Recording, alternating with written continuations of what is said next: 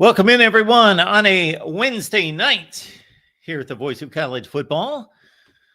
I am honored and pleased to be here as always. This is a privilege to talk college football with all of you, so I hope you know that. I don't state that enough, but it's an honor and privilege to be sitting in this seat talking college football with all of you fine folks. I do not take for granted that you show up, whether that's one person or 10 or 15 or 20 or 10,000. Now, we would like to get this closer to the 10,000 mark. That would be preferable. And if I ever stop showing up, it has nothing to do with how much I value each one of you. I would talk college football individually with each one of you. You have to understand just the practicality of showing up in front of 10 or 15 or even 50 or 75. Over the long haul is not what we had intended to do. All right, let's get to the college football. This is the late night college football show here at the Voice of College Football, the Voice of College Football, and the College Football Show. We will take your comments and questions there in the chat. We will extend past 60 minutes if you so choose. We will remind everyone that the best way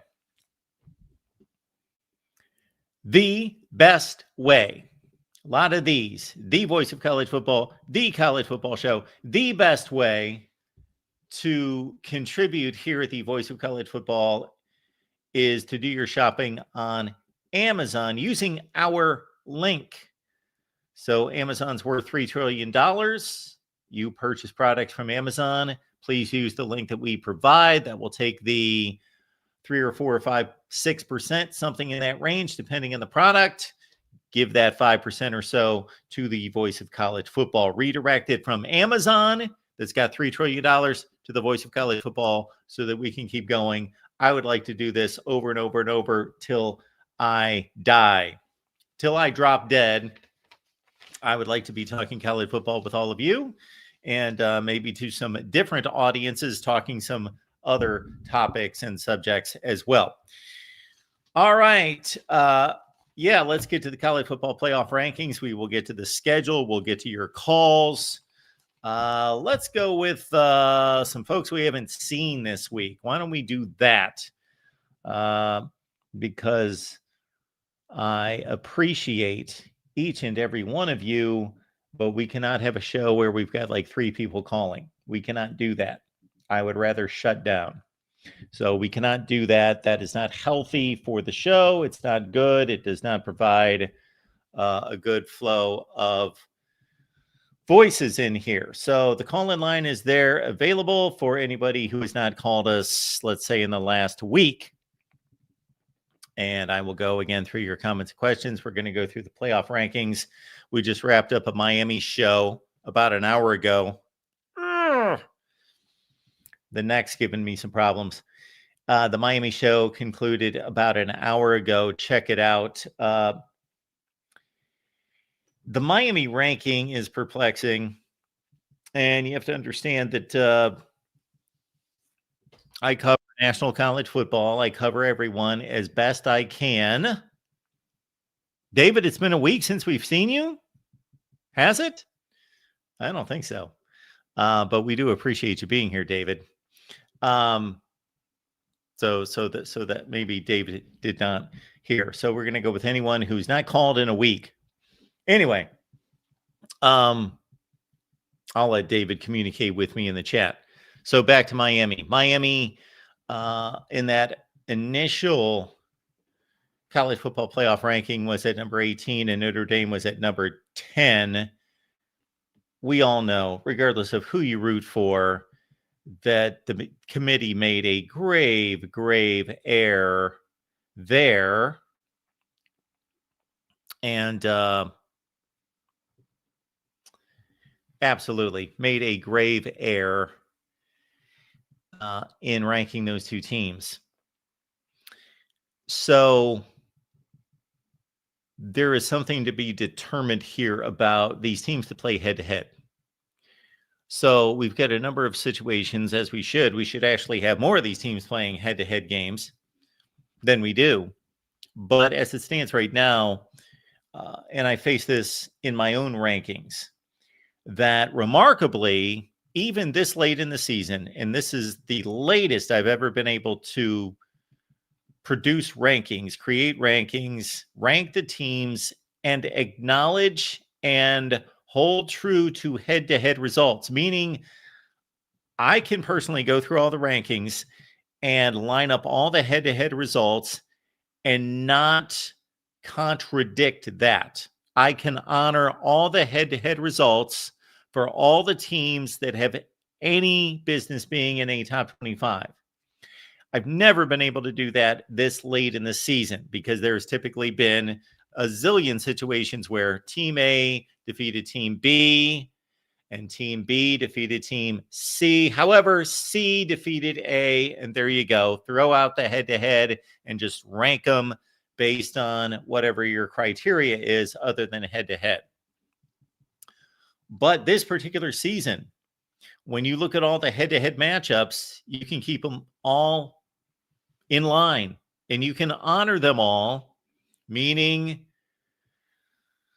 Indiana beat Oregon, Alabama beat Georgia, Georgia beat Ole Miss. So you keep Alabama, Georgia, and Ole Miss in a line, all as one-loss teams. You keep Indiana, of course, they're undefeated in front of Oregon. And then you've got this ACC conglomerate that's connected to Notre Dame, that's connected to USC, that's connected to Michigan. So you've got Miami, who defeated Notre Dame, and they have the same record. You have Louisville defeated Miami, same record, basically 8-2, 7-2. You have Virginia defeated Louisville. So if you want to honor the head-to-head, Virginia's got to be in front of Louisville. Louisville's got to be in front of Miami. Miami has to be in front of Notre Dame. Notre Dame has to be in front of USC. USC has to be in front of Michigan. That's all fine and good. All those teams are basically 7-2, 8-2.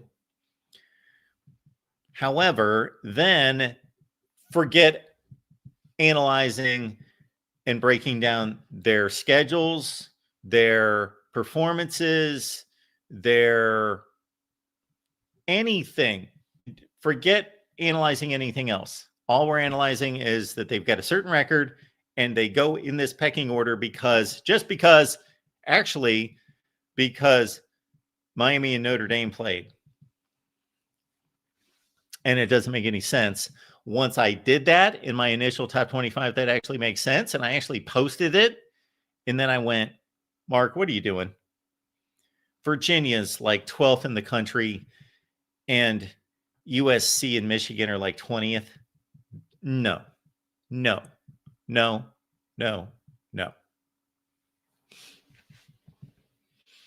So we'll go through the rankings. We'll look at the games coming up. We may have a guest coming in from Corn Nation, I do believe, to talk some Nebraska football. I have done a poor job of trying to line up some guests in recent weeks. Just have not found the time to do that. I do not believe in stating I do not have the time. I do have the time. I could stay up until 3 o'clock in the morning and book guests, but I reasonably don't have the time. All right. Am I going to have to check previous shows to see if Dave's been on in the last week and Trey's been on in the last week? They're probably just joining us. So we're going tonight with callers who have not called the show in at least a week. That's what we're going with. So if you've not called since last Wednesday, we would love to hear from you because we would like to hear from some new callers. And I understand we only have 60 people watching. Who knows how many on YouTube? Probably not that many. And that many on Twitter X as well. You know what? While we're at it, if you're watching us on X, Twitter, we appreciate you being here. It's great that you found us on Twitter or X, but we're going to shut you off in about 3 seconds. So join us on YouTube because you can jump into the live chat and you can talk to the legendary Christopher Foote in the chat. So if you're watching us on X, we are going to leave you in about 5 seconds. And you will have to join us on YouTube.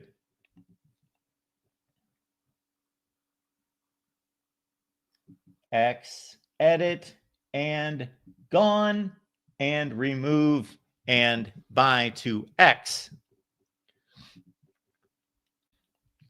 All right. So we got about 30, 35 people watching us on Twitter/X, and it's probably a better subject for the off season, but that's really pathetic. So anyway, so that's my problem. All right, let's get into the rankings and see what you guys want to talk about more than me just rumbling through the rankings. We got Tukey G here, Edwards here.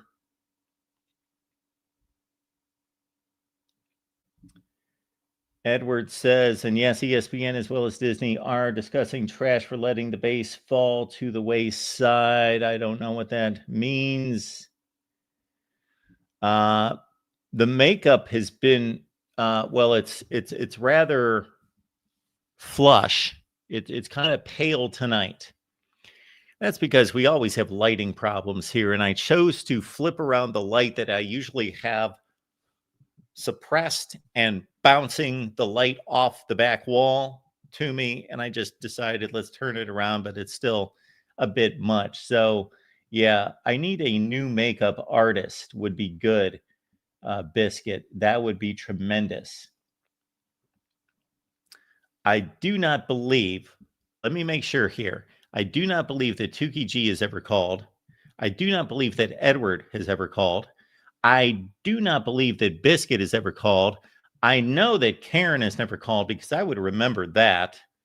DDR 256, do not believe that they have never called. Sage, great day to be a Buckeye. Tukey G, thanks for being here. And so there we go. So anyone here in the last week who has not called us, and we got Christopher on the line as well. Dave's here. Good to see all of you. Do not see anything that I need to address. Oh, Michigan State. Thank you, Ralph. I was going to hit on this concerning Michigan State football. And with this, the Mel Tucker era is a complete and utter disaster.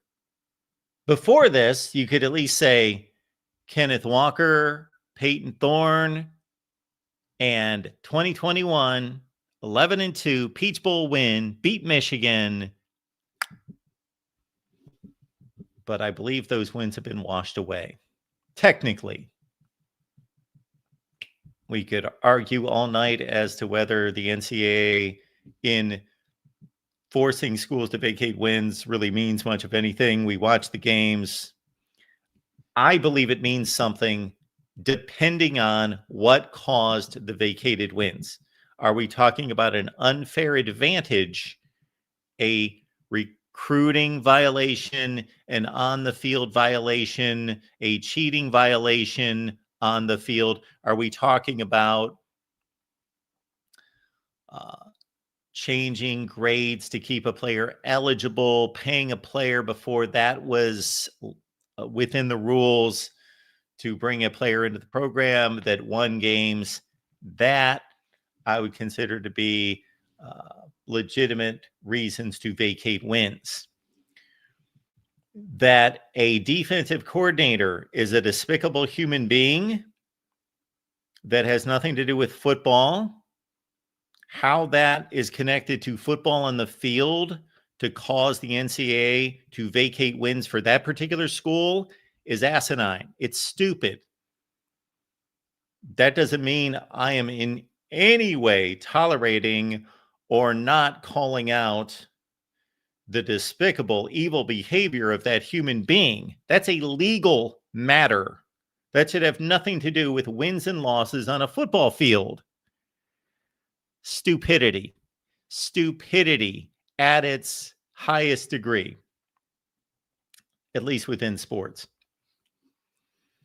Players that have already won the games, players who have already won the games and the championships, then receive awards for those championships and those wins and do something outside the rules with those, like go to a tattoo parlor vacating those wins, dumb stupidity, does not match the crime again, because you vacate wins because you have determined that the wins are tainted by the players that were eligible because they were able to play, not have been able to play, not penalizing them after the fact.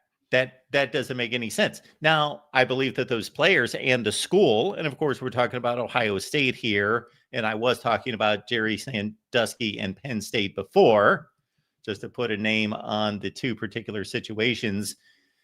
Jerry Sandusky, horrendous, horrible, despicable. I cannot even in any way put into words the horrendous acts that he did, but they had nothing to do with football.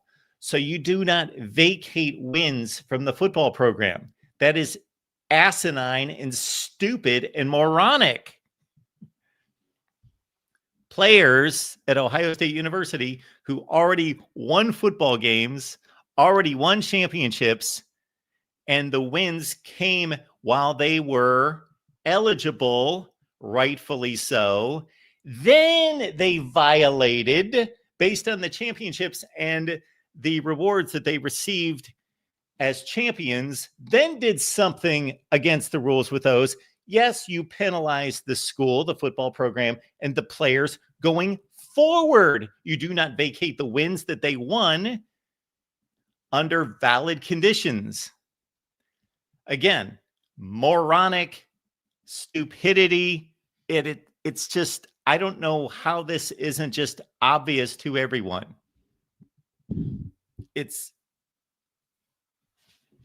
It's utterly astonishing how stupid. So we will see here with Michigan State, because there are vacated wins involved. So I went on a tangent about Penn State and Ohio State, how they should not have vacated wins. I know that Notre Dame also has vacated wins under Brian Kelly. I would have to go back to see, again, if they involved paying players when they shouldn't have been paid, if they involved players being eligible based on receiving grades that they did not earn, or if there were players who were signed partially because there were recruiting violations made to secure those players. Absolutely. Then the win should be vacated. Then I get it. It's still not a perfect penalty. It is still very awkward and not perfectly implemented, but that doesn't exist. That is impossible to do. That is impossible to do. We got Muley showing up. And Muley, we appreciate you being here. I'm not going to go into the archives to exactly determine if you've called in the last week, but it's good to hear from you. Yeah, it's good to hear from you too. Thanks, Mark. I'm not gonna lie, I just hopped on. I just saw the link. I don't know. I'm sorry. I just made that declaration because I had said at the beginning that we need to hear from some different people. So I was saying that we're not going to take any calls from anyone who has not called within the last week. Okay. But we're not going to hold you to that, to the exact date. It's just kind of the spirit of the rule tonight. Okay, sounds good. So, yeah. Damn, I was getting my notes ready. Okay, yeah, because mainly I wanted to just ask, for one, I wasn't able to tune in yesterday. One was, what are your thoughts on anything that you don't like about the new CFP poll? I didn't get to watch your thing last night, just like a brief, just maybe like a brief point. And then two, maybe go into a couple playoff scenarios that I've kind of laid out. So, all right, let's look at the rankings and let's see what I don't agree with. So basically, I do my own rankings, so pretty much anything that doesn't align with my rankings, I disagree with. So one thing, we'll try to take it from the top. I've got the 3 undefeated teams lined up in the same way that the committee does, 1, 2, and 3. Mm-hmm. I've got actually everybody lined up until the point that the committee determined, and I thought about this as well, so I have no issue with this. I still have Ole Miss at 6 and Texas Tech at 7, but the committee determined that a 3-score win over BYU was enough to leapfrog Ole Miss and put Texas Tech in at 6. I've got it the other way, but I have no issue with that. So then I've got Oregon at, you know what? Let's see, Texas Tech at 9-1. I don't know if mine updated here. Anyway, I have Oregon at 7. Then I've got Texas, Vanderbilt, Oklahoma. Texas, Vanderbilt, Oklahoma. So I've got Vanderbilt much higher than the committee. I've got them at 9 instead of 14. I just think Vanderbilt has played such a tougher schedule than, let's say, BYU. And so there's a few things in there. Once we get to about 8 or 9, I do still think that because Notre Dame does not have an overwhelmingly better schedule or resume than Miami, that I still honor Miami's win against Notre Dame. And I've got Miami at number 12, and I've got Notre Dame at 13. So there's that. And other than that, there's nothing that's too out of whack. Okay, great. Sounds good. So one thing I want to highlight, I think the committee nailed it in terms of, at least in my opinion, when you look at Texas Tech now dominating another ranked team, and they've been dominating this whole season, right? The one loss is with their backup quarterback, and I know there's been a lot of injuries in a lot of these big time matchups for Big 12 games, but Texas Tech, I think they made the right call by making them jump Ole Miss, but still having Oregon below Ole Miss. I think that's key, because even though Oregon had a really good win at Iowa in there, when you look at the overall resumes, I still think Oregon should be below Ole Miss, because it's essentially Oregon has one ranked win, which is Iowa. Their loss is, I would say, it's around equal to Ole Miss. They both lost to 2 top 5 teams. I think what really, and if I had to say what separates it is I guess you can say this is maybe a little transitive, which I probably shouldn't do, but Ole Miss blew out Tulane, who beat Northwestern, which is Oregon's next best win, because the next best. Okay. And then also Ole Miss beat an LSU team who, I mean, they're a 4-loss team, but all their 4 losses are to the top 15 teams, so they're not a top 25 team for sure, but a decent win. I still have Ole Miss over Oregon. So that's my thoughts. What are your thoughts on Miami? The committee kind of backtracking and having them jump Georgia Tech. Well, I have no issue with it if they would be honest and say that they made a mistake the week before. I don't know if they were questioned about it. I should watch this show. I have not watched the ranking show for the last 2 or 3 years. I used to watch it. I used to watch everything involved with the college football playoff, but I haven't watched, so I don't know what Reese Davis is following up with. But that should be asked, because if anybody's watching that's not followed along, Georgia Tech was ranked a spot or 2. Let's see. They were ranked at number 17, and Miami was number 18. So a week ago, Georgia Tech 17, Miami's 18. Georgia Tech did not play. Miami throttled Syracuse, which is no great feat. So basically, that's what they should do.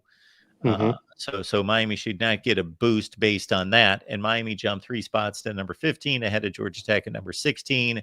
I think I believe that Miami should be ranked ahead of Georgia Tech, but that they did nothing this past weekend to warrant the jump. That the committee is either they believed that they made a mistake and they were correcting it, or they believe they made a grave mistake and they're just going to kind of slowly correct it. They're going to bump them a little bit every week to not make obvious and not draw attention to their issue. Yeah, I didn't see. Basically, I saw when Reese Davis says, "Hey, it seems you guys." The word he used, backtracked. It seems like you guys kind of backtracked and have decided to put Miami a little higher, and then I kind of turned it off right there. So not sure what the explanation was. So can't really say they corrected themselves or not. But yeah, And I no. do understand from our guy Cam Underwood on our Miami show tonight that he stated that the committee representative said on one hand that the resume is the resume for everyone, meaning the order of the resume doesn't matter. Like if you ordered the games differently and they were played August, September, October, November in a different order, it would not matter. That the resume is the resume. But in other situations, in response to other questions, he said, for example, that Miami's not been playing well recently. Well, that apparently doesn't matter if they've been playing well recently. But again, it does matter, obviously, because he just said it, but then that doesn't apply elsewhere. So they need to get together on that.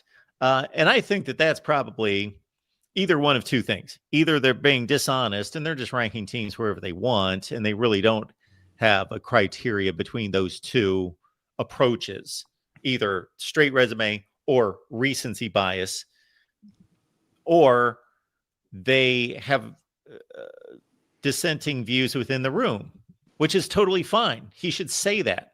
We have dissenting views within the room. Some members are pushing toward just a straight resume where every game counts the same.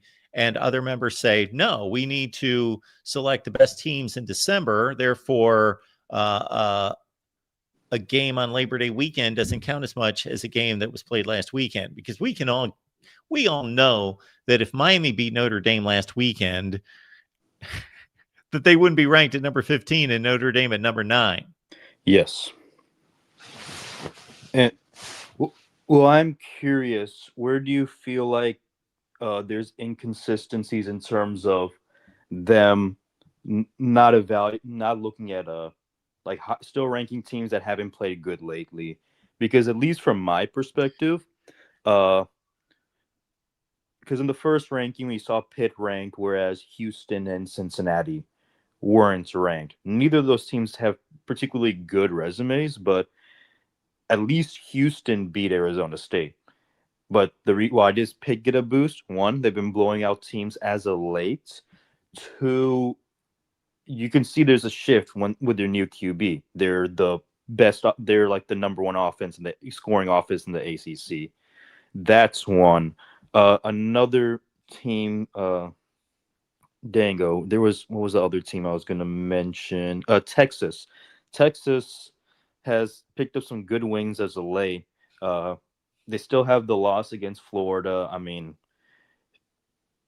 it is what it is, but Texas has kind of surged as of late, and they've given a pretty good ranking in terms of all the 2-loss teams. Only Notre Dame's ahead. So, yeah, at least from my perspective, I see playing good as of late. It makes sense to me, unless if I'm overlooking something.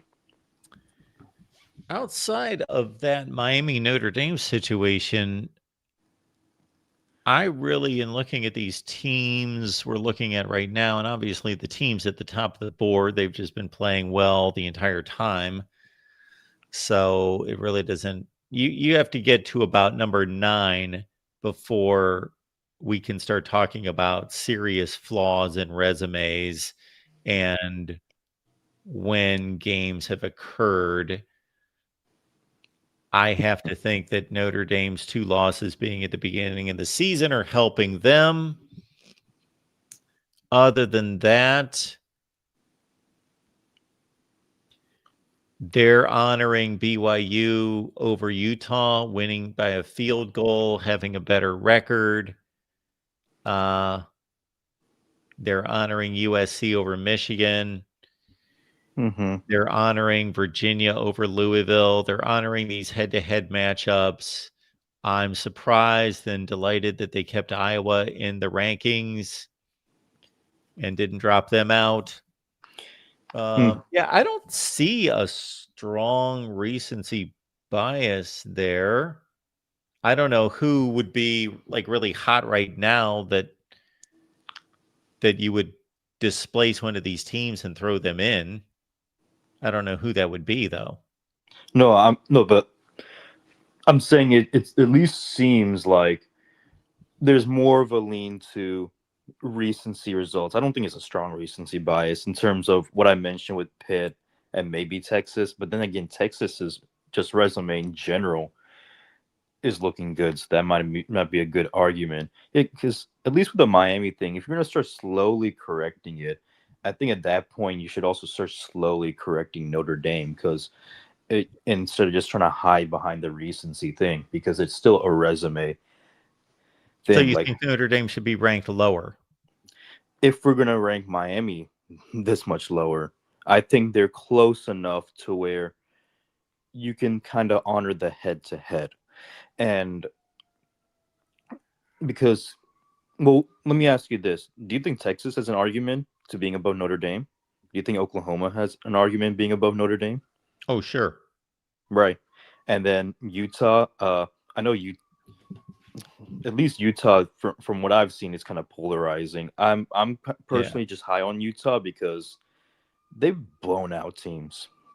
These guys have just been blowing out teams. Yeah, I've got So, Utah a little bit back at 16.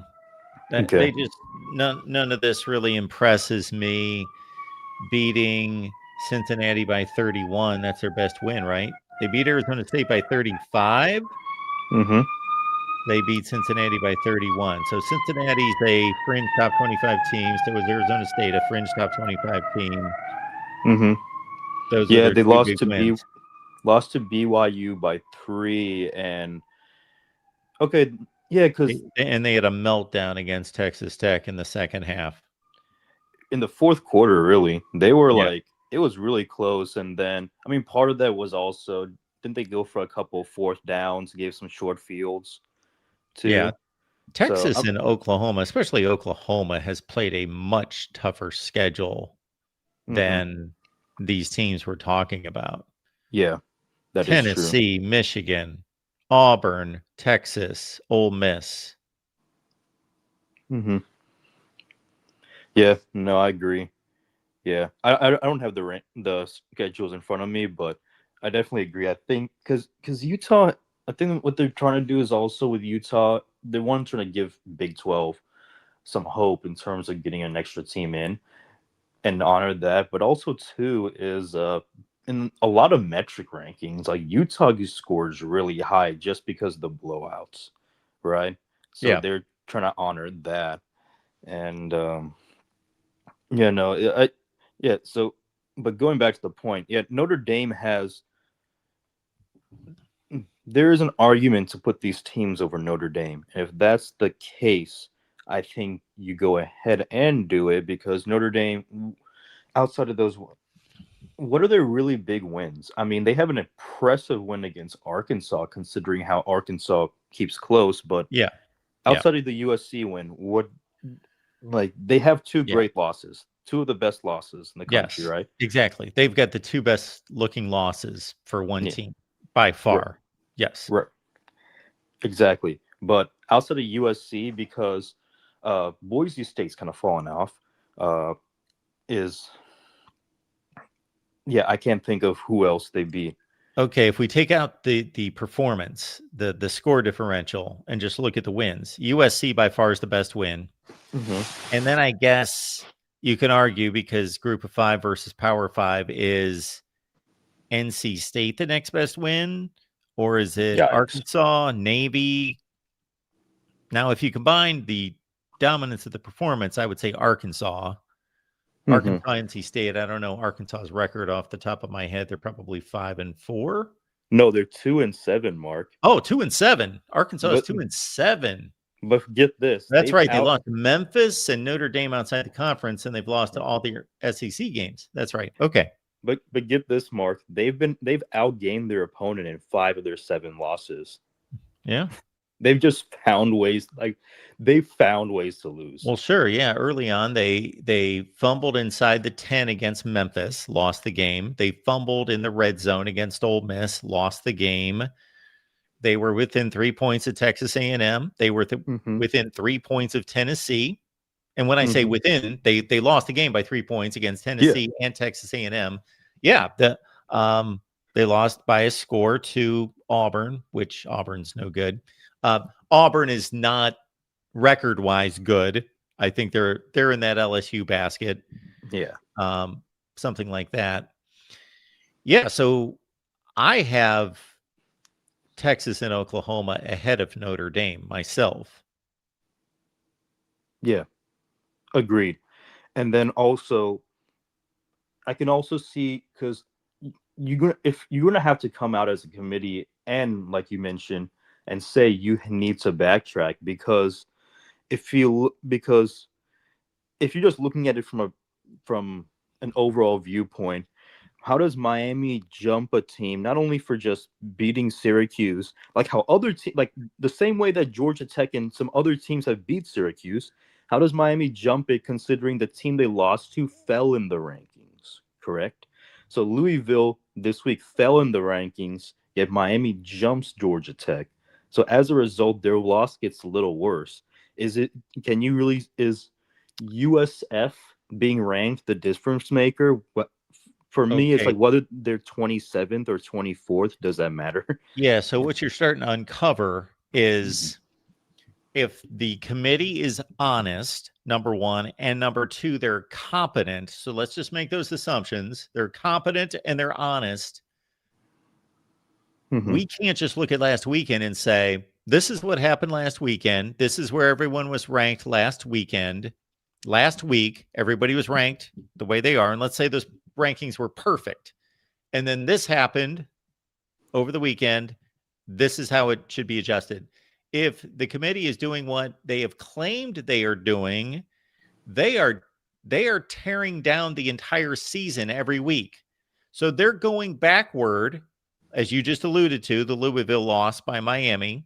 They're going back, and so now Louisville loses as a 20-point favorite against Cal. That's a bad loss, so that should reflect poorly on Miami. So the committee's supposed to be going through all these previous games to determine, okay, this win's now better. This loss is now better. This other win is worse. And now they really need to be working hard to do that. I've attempted to do that. It's difficult to do. Because again, we're going to tend to spotlight the games that stick out. They should be doing it for all the games. Now, the Bethune-Cookman game or the Grambling game, who cares? But yeah, all the FBS games, they should be reviewing again every week. Every week, yes. Yeah. Which is at least I've only just looked at some, like skimmed through some of their statements on the internet here and there. They've referenced looking at the overall resume, which is what you should do. Which is what you should do. Because I know some people are annoyed that BYU dropped 5 spots. And I'm like, instead of looking at how many spots you drop, you should look at how your overall resume looks and then in comparison to the teams below you. Anyways, I digress. So here's 2 quick things real quick, Muley, since we're comparing Georgia Tech, Miami, and those ACC teams. Georgia Tech in particular, really, I'm looking at their wins right now. So I'm on my phone and I've got my top 25 and I list next to them everybody they've beaten, everybody they've lost to, and the score. And Georgia Tech's wins, those teams didn't really do anything consequential this past weekend, except Wake Forest is a Georgia Tech win and they beat Virginia, who was number 15 in the country. Yeah. So Georgia Tech should get a little boost for that. And obviously they didn't. I mean, A little boost. just to play devil's advocate, if we like they were down big time, and Georgia Tech's quarterback. I mean, Wake Forest's quarterback got injured in like the third quarter, and then after that, Georgia Tech made the comeback and forced overtime. I completely understand what you're meaning, but I just can't help but when you mention Wake Forest, that's my first thought that comes to mind. I just can't help but to say that. What, that Wake Forest could have won that game against Georgia Tech? True. Is that what you're True, they saying? could, but their offense definitely slowed down. And I will also mention that Wake Forest now, they have an argument to be ranked as a 3-loss team, more than SMU, more than TCU, maybe even more than Cincinnati or Houston, depending on what we think about Nebraska, but pre Dylan Raiola's injury. So I think so that would definitely work in their favor. I mean, Wake Forest is racking up a pretty good resume. I think we all wrote them off early in the season because they had a 1-point win against Kennesaw State. Kennesaw State's one of the better Group of 5 teams now. Yeah, I would have to dive into Wake Forest to really. I haven't watched them play this year. I know they took Georgia Tech to the wire. They obviously now beat Virginia, but we got to let you go, Muley. Yes. Appreciate you being here. Yeah, thank you so much. Have a good one. All right, we are going to veer away from the playoff talk a little bit, and unfortunately, we're going to remind our guests that basically bringing in Nebraska football has been exactly that, like veering away from playoff talk for a long, long time. Andy Ketterson's Agreed. here from Coordination. Andy, how you doing? I'm doing good. How am I sounding on your end this time? Perfect. Good. You got it all squared away. It's good to see you. Thanks for being here. We'll talk a little Husker football here. Coming off a win at the Rose Bowl against UCLA 28-21. TJ Lateef, we got to see him play. So I'm going to lead off with kind of a question going back to the USC game and then his performance, of which I did not sit there and like watch the game for 3.5 hours, but I threw on the 15 or 20 minute highlight package and watched all the key plays. Because he hit his first 10 passes and like 13 of 15 in the game. So he played a really good game. And obviously they managed him well. They didn't ask him to throw the ball 50 times. Now, going back to the USC game, okay, because this was the biggest game for Nebraska in how long? A long time. Yeah. I mean, it was another one of those games where they had a chance to break streaks. They had their 29th chance in a row to beat a ranked team, and they'd never beaten USC. They were 0-5, and I think won all time against Southern Cal. So that would have, cut another bad pieces of beef away from the bone there. But yeah, and people were fired up. We did the blackout night game. Everybody, players, crowd, all dressed in black, came out to back in black, and it was a fantastic night, except for the loss and Dylan's injury. Yeah. And by the way, Andy, I'm in full favor of the blackout look. I think it looks fabulous on TV. The black uniforms, the black in the crowd, it just looks excellent, exquisite. Yeah. I like it. It was a good look for the evening when we finally got to shoot off some fireworks at night. They're always shooting off fireworks during the day games where you just have the pink dots going in the sky, and it was a really windless night too, so the smoke just kind of drifted back down, and it was a really cool look with the lights kind of shining through the smoke, and then in front of a crowd dressed in all black, so it kind of had a nice eerie Halloween-like look to it. Now, you can't do that too often, then it loses its special quality. Yeah, Nebraska should be wearing red all the time, except like one time maybe every year they do it. Yeah, at most. Yeah, well, this year we went all red, all white, and all black. And I actually polled. We do a weekly like SB Nation poll, and one of the questions I did after that was, "Great night, a lot of fun. How often do we do this?" And I was like, "Every year, heck yeah. Every 2 or 3 years, or harumph, I'm 75 years old, never do it again. And it came out, and this is with recency bias, of course, but it came out about 54% want to do it every year now. So okay. That would be the most for me. I would go more like every 3 to 4 years. Yeah. So choice B was my choice. Yeah, going back to this USC game. So biggest game that I remember Nebraska playing probably since 2015, 16, somewhere in that range. 12-team playoff.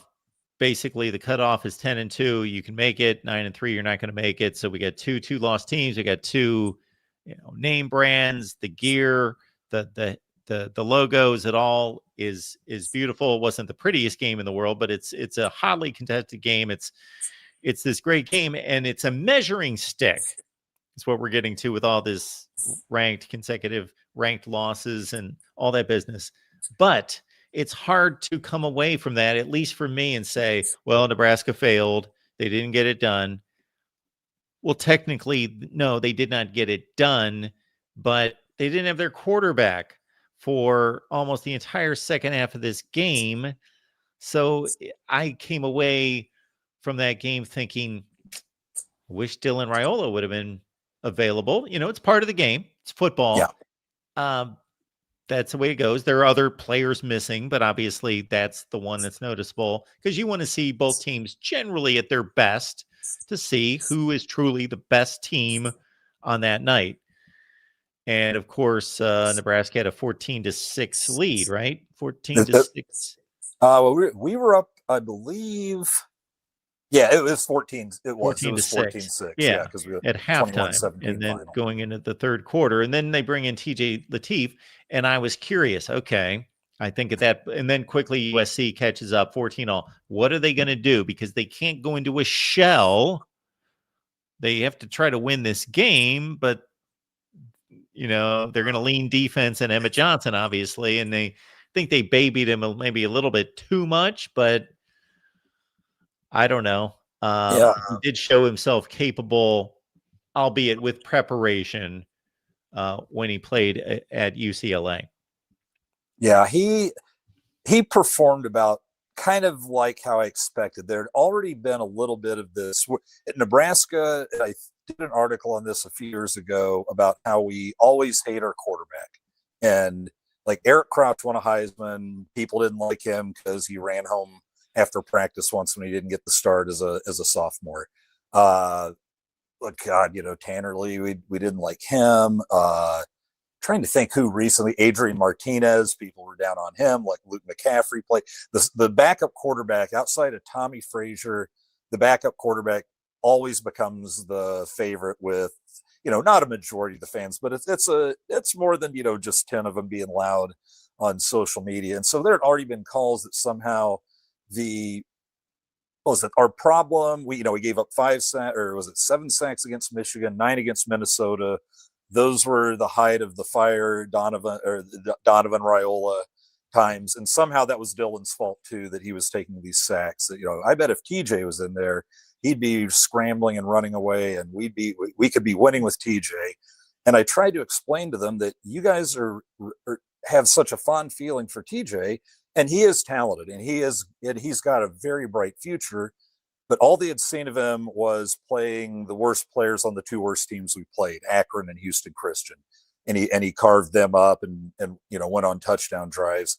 And jumping into that USC game, I was kind of thinking this is a big spot. You're probably getting a few snaps with the ones as the backup, but that's about it. And he only got the backup job 2 weeks before the season started. And yeah, the moment was a little, I don't know, the moment was a little too big. He was a little nervous. I think he carried like 6 times for 18 yards and completed 5 of 7 passes for 7 yards. It just wasn't happening.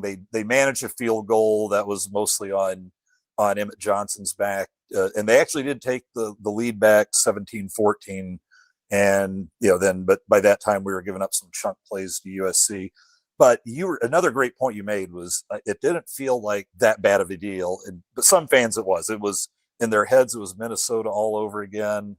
This is awful. This is terrible. It's like, it wasn't. It was a competitive game. And one of the parts of the season that hasn't looked great at times is giving up some big running plays. With all those included, our defense was still number 12 nationally going into that game, number 2 in the country in pass defense as far as yards allowed, while USC was number 1 in pass offense. And we held Jaden Maivea to his worst game of the year, like 9 of 23 for 130 yards. He ran for 68, but if you told me we were going to keep him under 200 total yards before the game, it was like Sorsby with Cincinnati. Absolutely, I'll take that. I bet we win the game if we do that. We did with Cincy, we did with Southern Cal, mitigating circumstances there with Dillon out. But yeah, it's like our pass defense proved it is elite. It is actually one of the best in the country. Our defense is pretty damn good. We held USC to their fewest total yards in 2 years, their lowest scoring output of the season. It's one of those things. We didn't win the game because some people, oh, you're just pumping sunshine. I'm like, no, I am, but I'm not going to lie either. There's some positives to take from that game.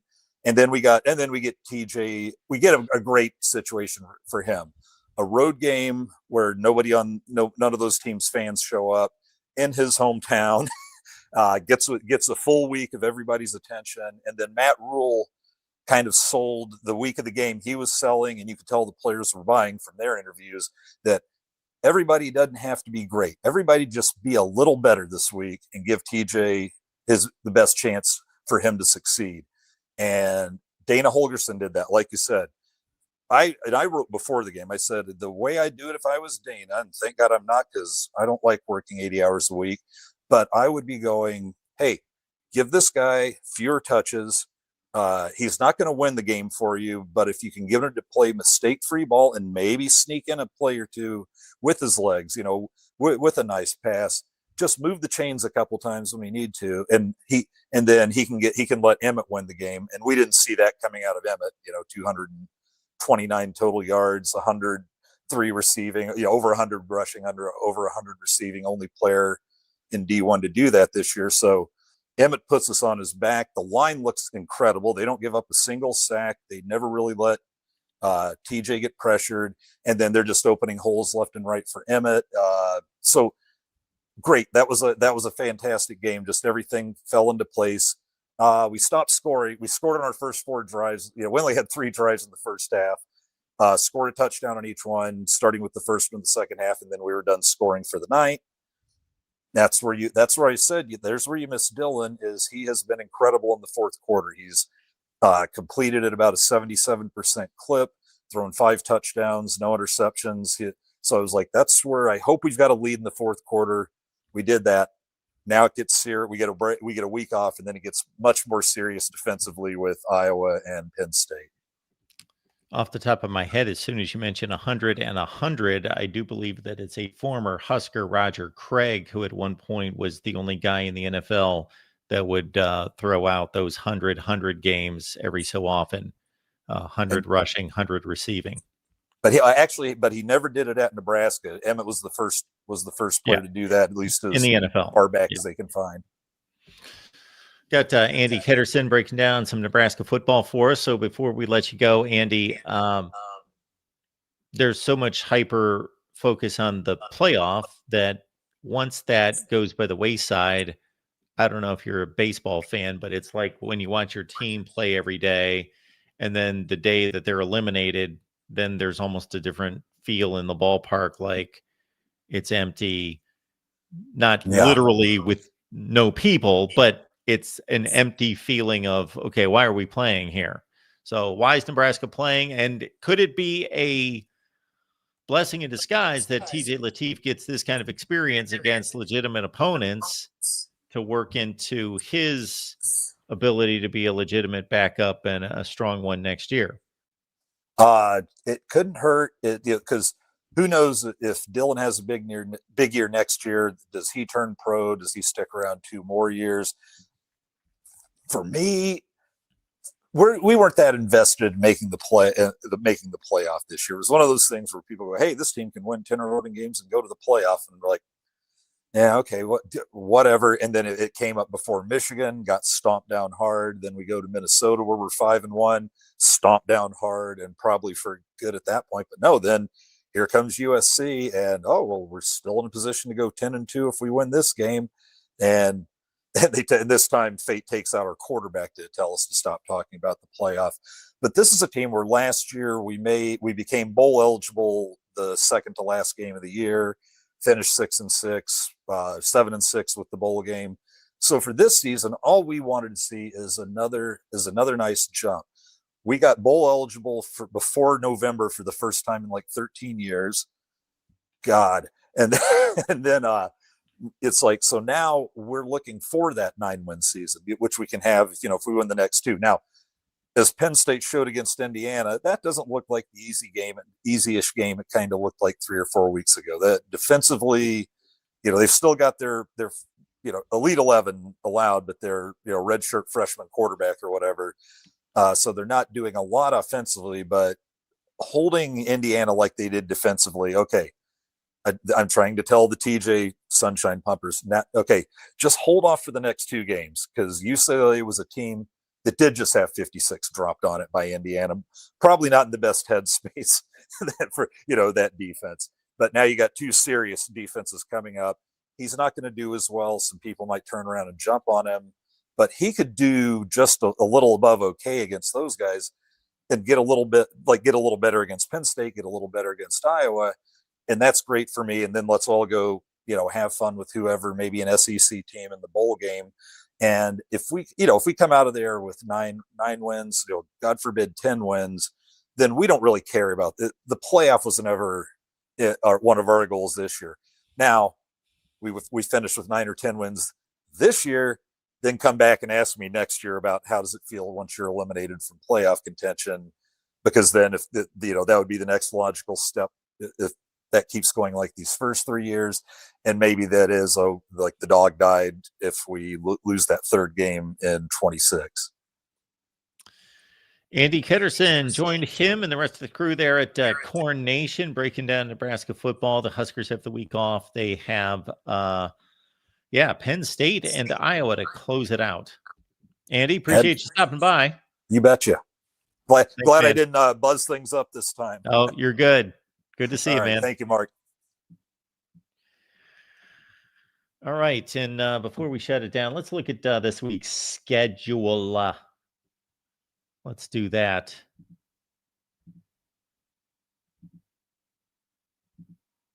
Upsets, playoff implications. What do we have? What we have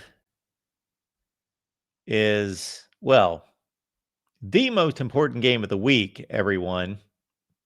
If you weren't aware, get on YouTube, check out the full game, not the highlights. No, check out the full game. It was for the wagon wheel on Tuesday night, Kent and Akron. So some of you know that I graduated from the illustrious Kent State University, and the big rivalry game against Akron was last night. There you see Kent won at 42-35. So I'm actually sitting here and I get a text from my buddy who makes some kind of offhand comment about, I'm sure you're really blowing up the Kent Akron game on your live stream. And then I said, we got done here, and I let him know I had no idea that they were playing. I never know that they're playing. I do not keep track of MAC football. I have no idea what's going on in the MAC. I assume Ohio's good, Toledo's good, the same teams are good, but I have no idea. I'll catch them in a bowl game. But I flip on Kent and Akron. I actually said, you know what? I'm going to sit down and watch the second half, Kent and Akron, for the big wagon wheel. First thing I notice is that these announcers were completely clueless and just full of hyperbole.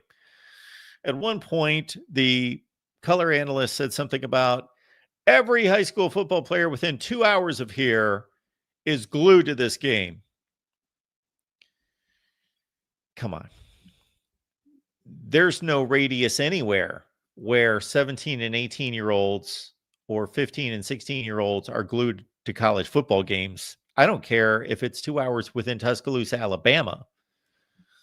So that was a ridiculous statement. And then they made a couple other comments about this game just capturing the Akron metro area. I lived there practically my entire life, at least until I was about 25, and nobody cared. Nobody, not a soul. I never ran into anybody who cared about Akron football or Kent State. I walked on the campus at Kent State University for 4 years, and I didn't run into anyone who cared about Kent State football. Anyway, there's your final score. I actually, I actually was somewhat interested when I got that text to watch the second half of the Kent Akron game, and I watched like 3 drives, and I was done. I was off watching podcasts. I was off watching Megyn Kelly and Ben Shapiro and Candace Owens. So, it could just not keep my attention. All right, let's check out what's coming up on the docket for this weekend. I guess we will skip the Michigan State business. We don't have time for it. What games matter? Well, Louisville's got to win. They got Clemson coming in, so look out for that one. There's a possible upset for sure. Look, Louisville's only a 2.5-point favorite. So look at that. Clemson is, I believe, 4-5, maybe 5-5 now. 4-5. Clemson at Louisville. Clemson's a 2.5-point dog on the road. So Vegas is telling us that Louisville-Clemson is a toss-up. Pure, if anything, they're telling us that Clemson is a slight favorite on a neutral site against Louisville. So Louisville might be done on Friday night. We shall see. So there's one game there.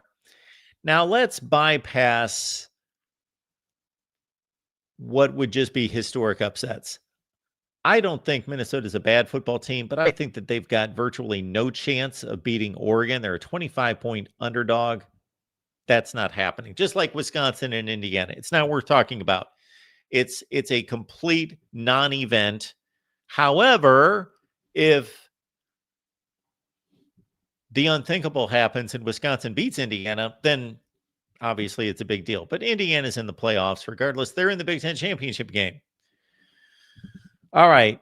South Carolina, 19.5-point underdog at Texas A&M. I would normally give them a shot. Don't give them much of a shot. Okay, this Notre Dame Pitt game is interesting. And I understand Pat Narduzzi had some interesting comments to say at his weekly news conference in which he basically said he didn't care if they lost 102-0. They're playing for the ACC championship.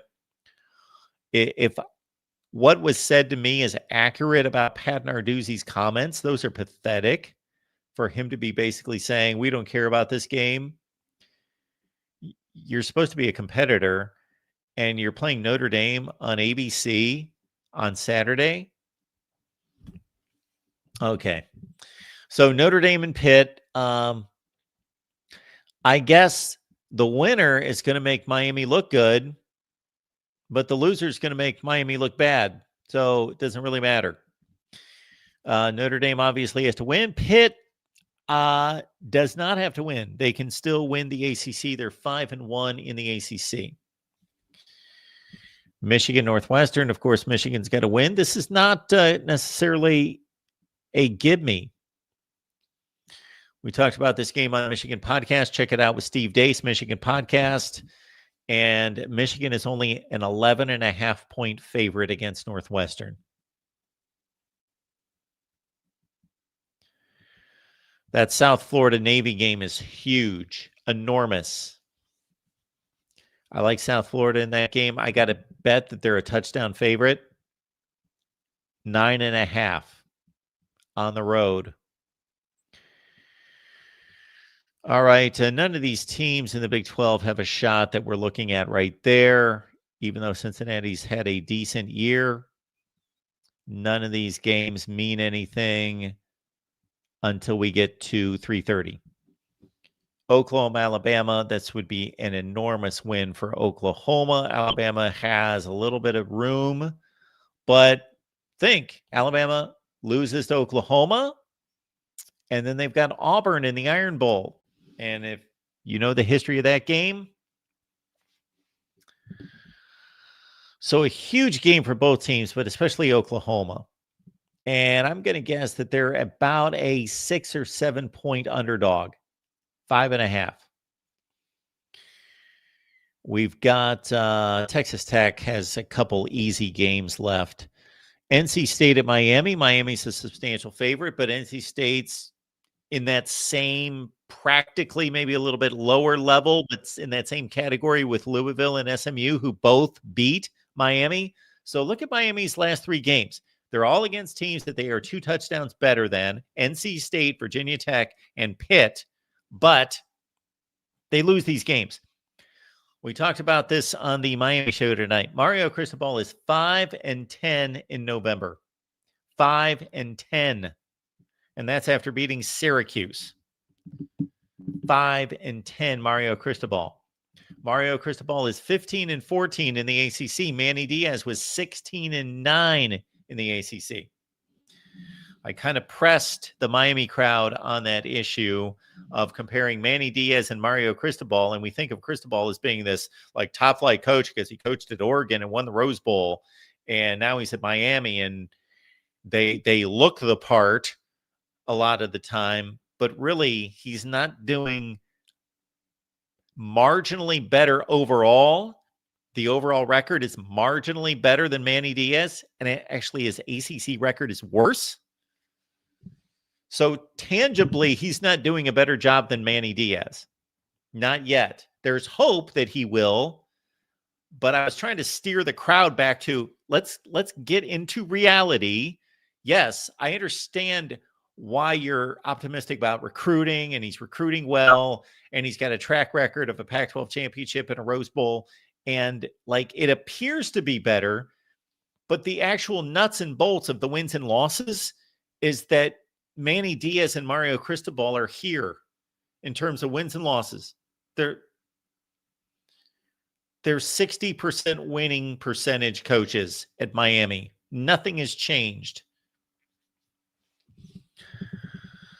Georgia Tech, you got to think that how would they possibly lose at Boston College? Okay, this game at the Coliseum could have been the biggest game of the week. This would have been the biggest game of the week had Iowa defeated Oregon. But now Iowa's a spoiler. USC is playing for its life at home against Iowa as a 6-point favorite. Virginia and Duke is the game of the week in the ACC. Huge, enormous game.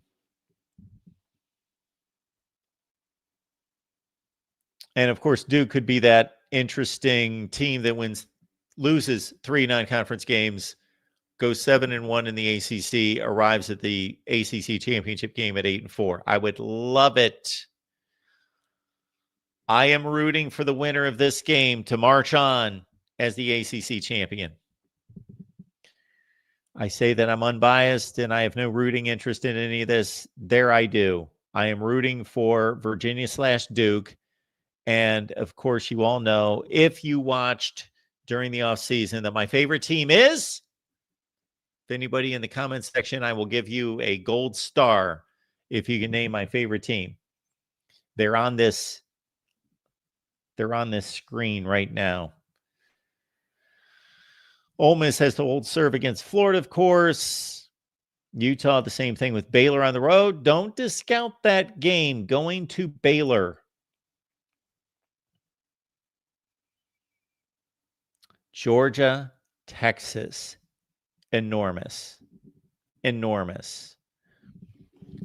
terms of both teams needing the win or being within the playoff conversation, we've got Georgia, Texas. We have Duke, Virginia. We have Oklahoma, Alabama. Those are the 3. We have Notre Dame, Pitt. Texas at Georgia. Very difficult game for Texas to win here. Kirby Smart at home. They're a 5.5-point favorite. That seems fair. Missouri hanging on. Well, they're done. 6-3. They're not going to get back into it. And then, of course, BYU's got to continue to win. And hosting TCU, they're at home. BYU's extremely difficult to beat in Provo. They should be okay. Boise State and San Diego State is a huge game in the Mountain West. Not necessarily for a playoff spot, because I think the Mountain West has squashed that opportunity, but it's a huge game in the conference. All right, folks, we do appreciate you being here at the Voice of College Football. We will be back here on a Thursday night to talk college football with all of you. And what games are on Thursday? I don't think anything of consequence. We just can't have a decent game on a Thursday night, can we? So I'm looking forward to Clemson, Louisville, and Minnesota, Oregon on Friday. Troy and Old Dominion, yes, on Thursday. So we'll see you tonight, meaning Thursday night, 10 p.m. Eastern Time.